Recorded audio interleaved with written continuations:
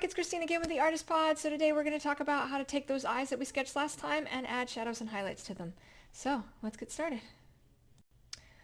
Alright, so these were the eyes we sketched last time. And if you didn't catch that video, I'll put the link in the description below. Right, so we start with the sketch. Now typically when I'm sketching, and I mentioned this in the light and shadow video, I sketch on a black background. So I don't actually typically draw in black on a white background. So we're going to go ahead and flip that to a black background and turn the eyes purple.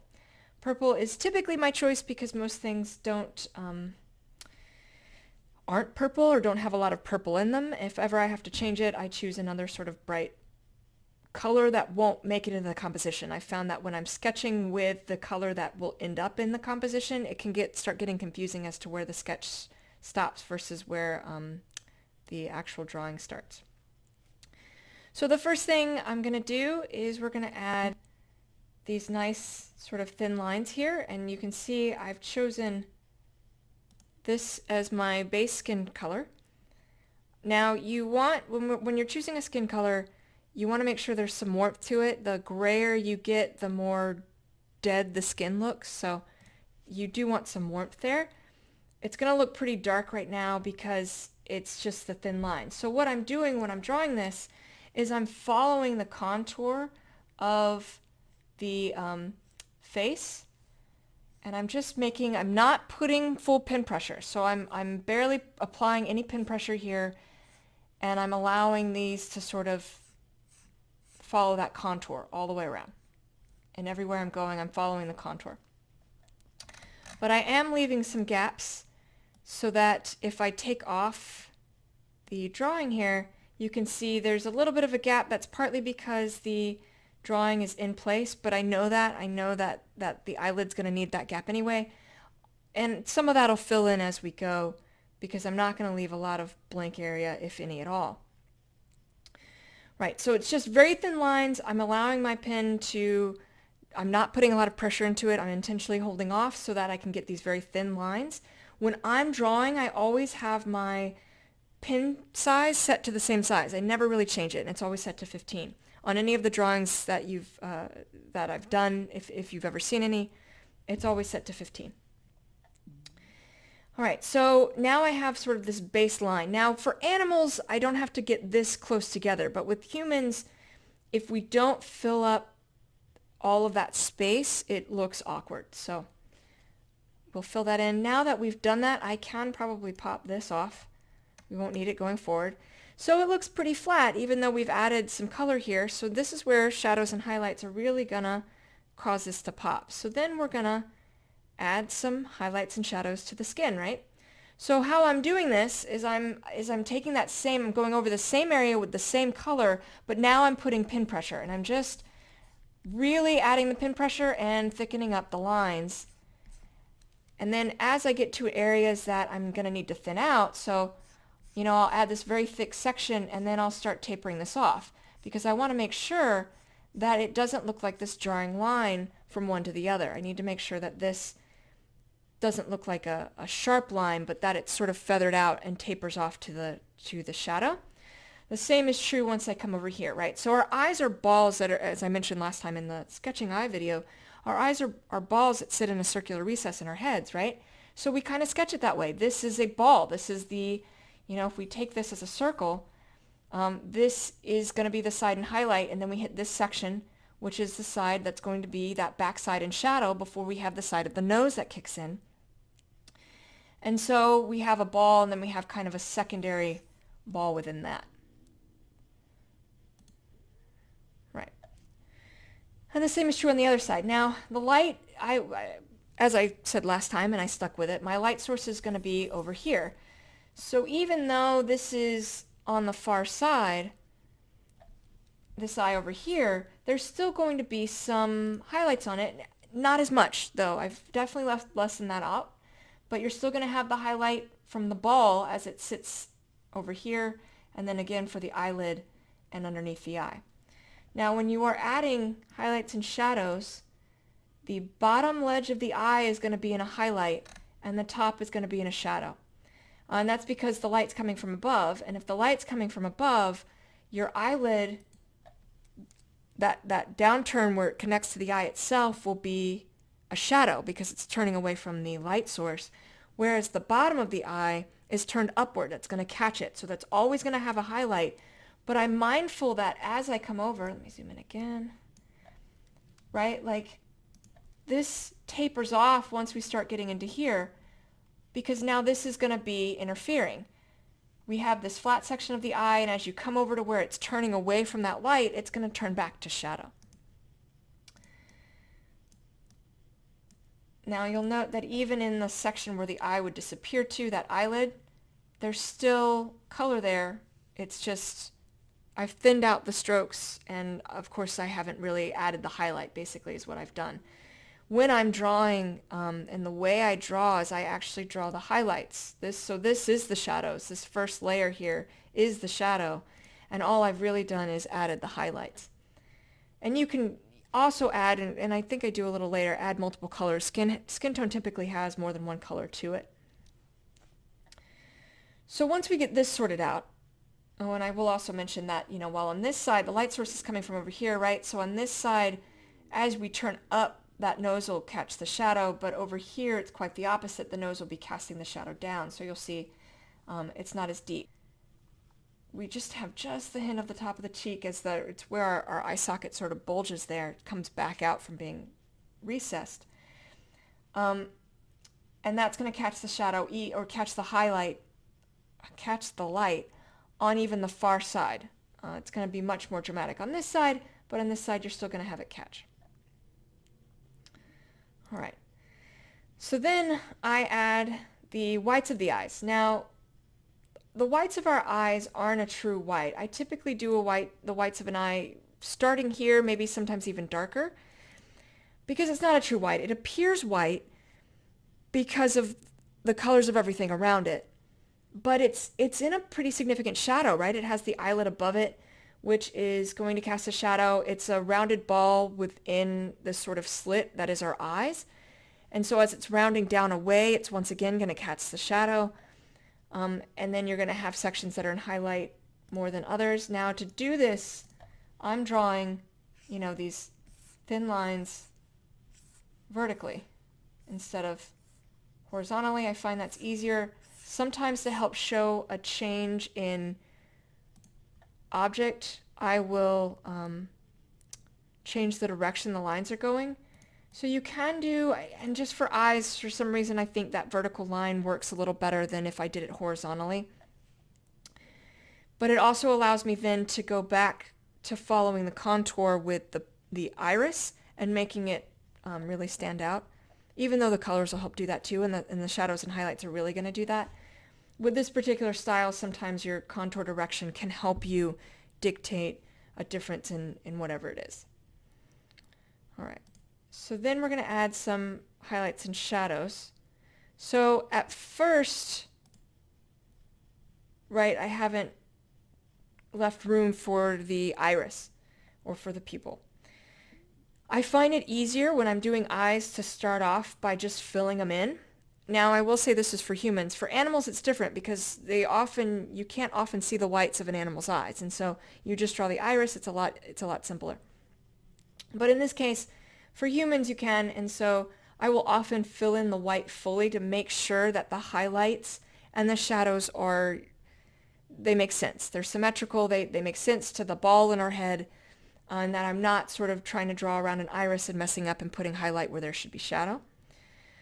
But what I do is then I take the select tool, so I would have popped back on my sketch at this point, and then take the select tool here and highlight that section and then erase it. So the way that looks when I do it, if we take that back off, is we're going to have these two eyes that have been sort of erased out. If I were drawing on pencil and paper, I would in fact just draw these around the irises. All right. So then we add the iris, which is just a circle. And again, for ease, as I've taken this, after I've circled it out, I always take the select tool, the circular select tool, and I select a section that's roughly the size I've drawn it, and I make sure it's completely circular. And then once I've erased out that, I move it to the other eye and make sure that they're the same height, and I do the same thing.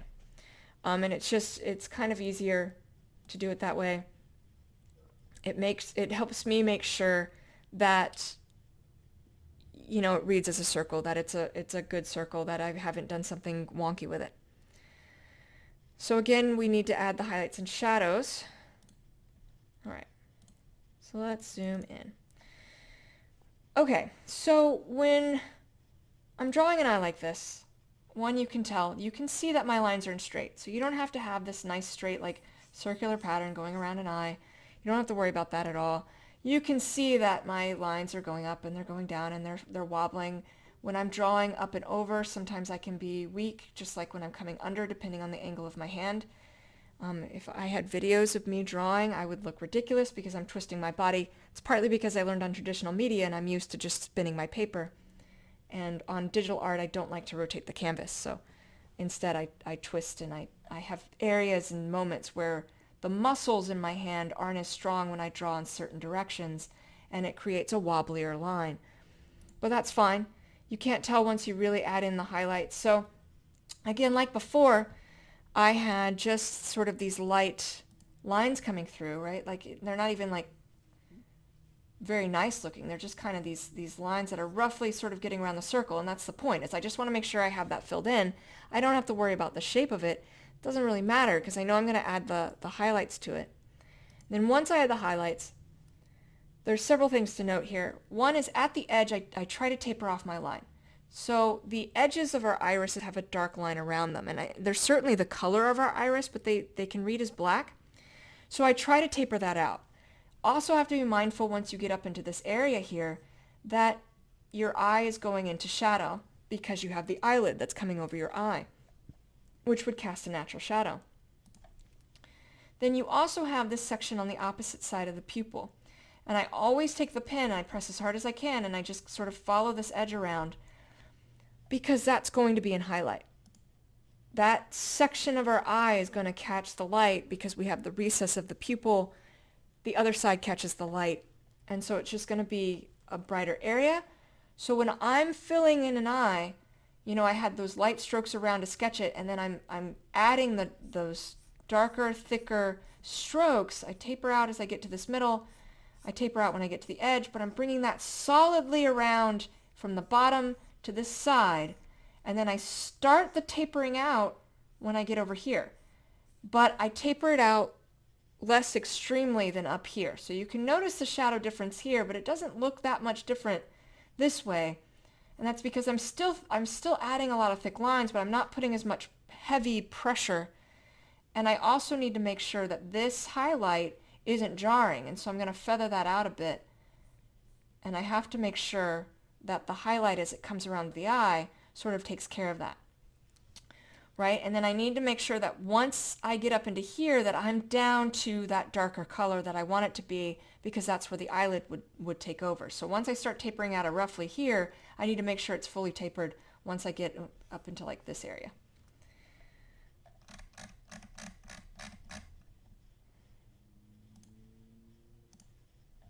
Right. So, and the same thing is true for the other eye. You can see we have the highlight coming down this way, and it tapers once we get up into here, and then we sort of fade out, and now we have the two eyes. And then after I do that, I add the highlight. So I never choose a pure white, ever. If we take a look at this, it's going to be that same off color. Because nothing's ever purely white. But our eyes are wet. When they sit in our heads, they're these wet, gooey things.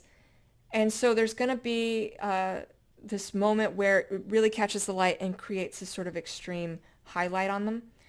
But your highlights and shadows need to make sense of that, right? So I always try to make sure this highlight on the pupil is on the opposite side of where the highlight is hitting the eye, because this dot is your light source. The light source is hitting the eye in this spot. This is the most extreme spot of highlight there should be on the ball in your head. And everything else needs to reflect that, including the little line under here. And then you place it in the most extreme highlight of the part of the eye. So you have all of this nice highlight that comes around this way, and then the light catches here, and then the rest of it is in shadow. Okay. So then I sketch out the little pink fleshy thing. So the pink fleshy thing, it's just sort of pink misshapen blob in the corners of our eyes. It's not very big. It's not very prominent. It needs to not take over the composition. So I just sort of add the light lines like I talked about before, and then thicken it up, but you can see it doesn't overpower. But again, it's wet, so I am also going to add a little bit of white to both of them to indicate that it's got a little bit of highlight there. It would catch the light, and you'll see it if you really look at it in a mirror. You'll see it catching the light a little bit. We often don't notice it because it's such a small feature.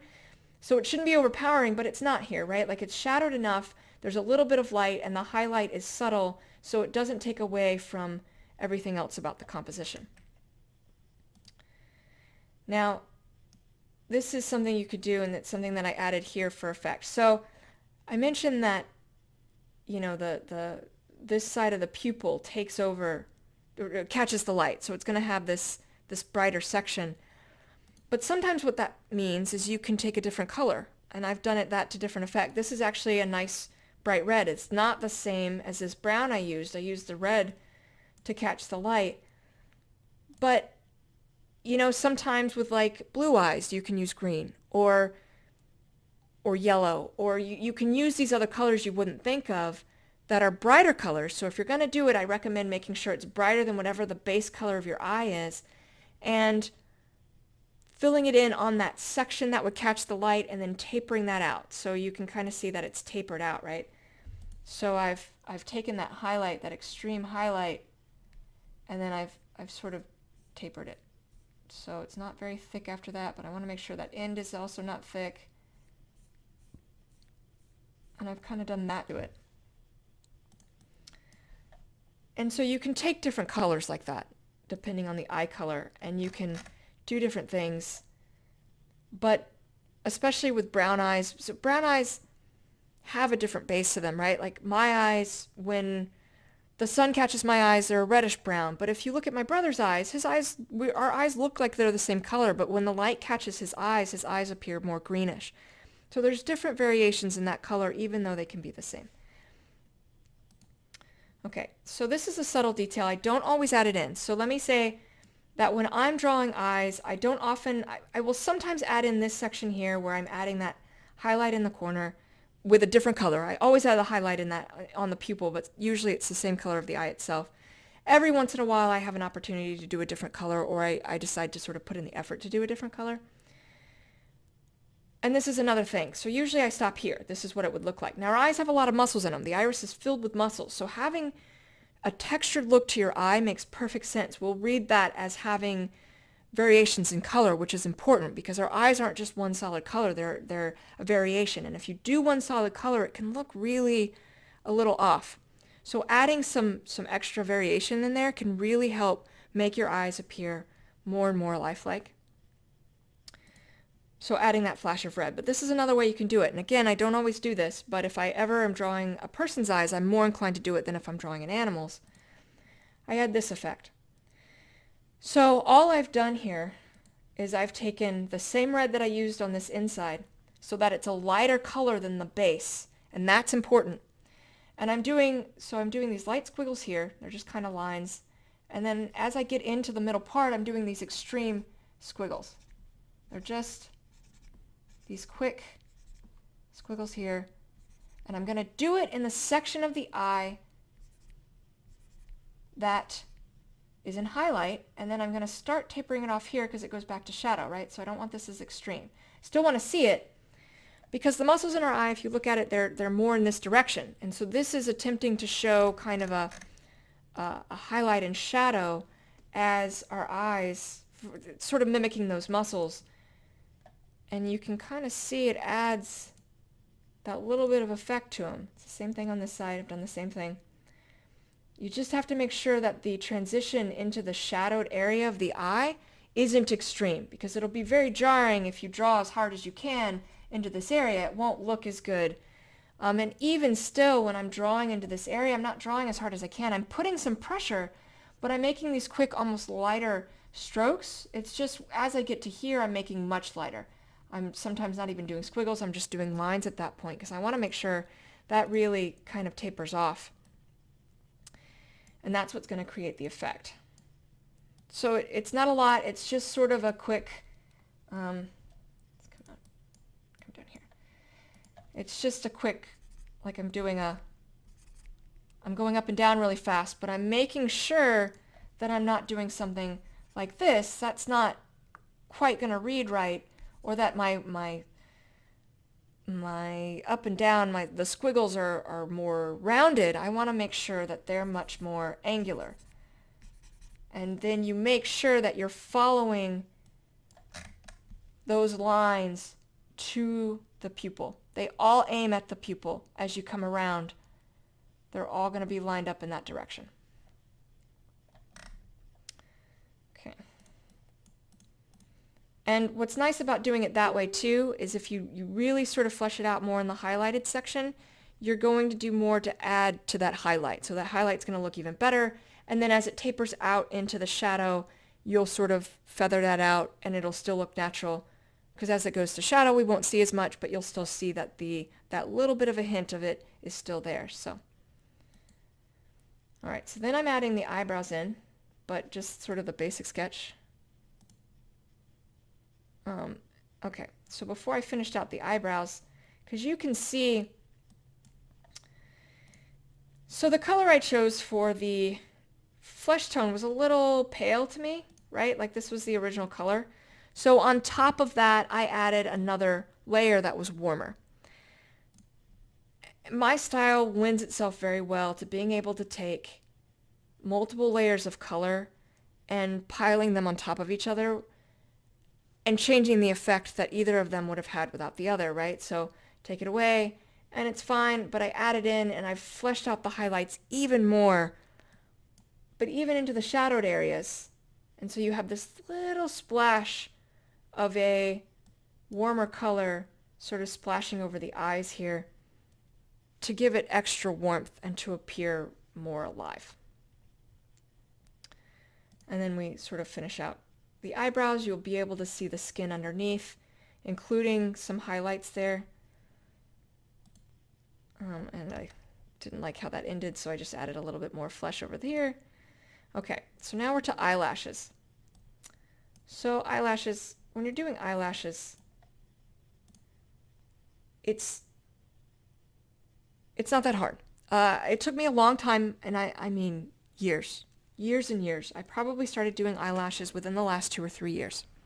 So this is something that has taken me a long time to learn how to do.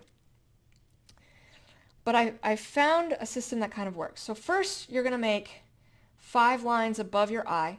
And what you're going to do is you're going to swoop out from almost underneath your eyelid, right? So I'm going to come under and I'm going to make a quick swoop and another swoop. And as I do it, I'm changing the angle. And I'm releasing my pen pressure, right? So you can kind of see they all come down to a point because I'm starting strong and I'm doing a quick line to sort of come up and undo that. Underneath, I'm going to do 5 lines, but it's going to start past that white line. So that white line under our eyes that we drew, because it's catching the highlight, our eyelashes, whatever they're called, these things in our heads, are going to start past that point, and they're going to be shorter and not as thick.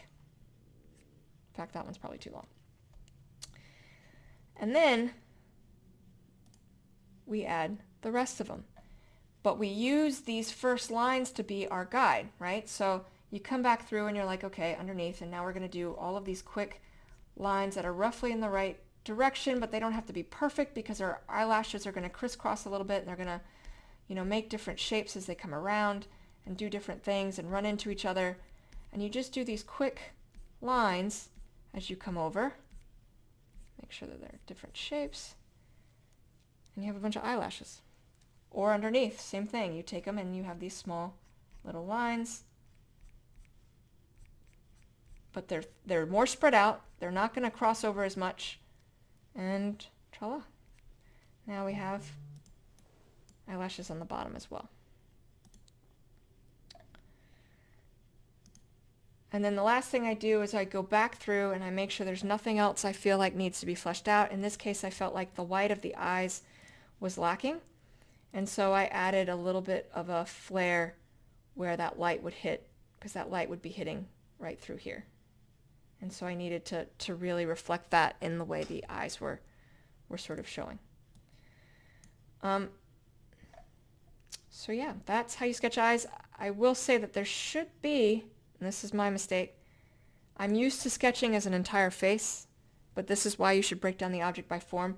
There should be a shadow under here. So this shouldn't be a highlight. It should be a little bit of a shadow here, and then the highlight would kick in.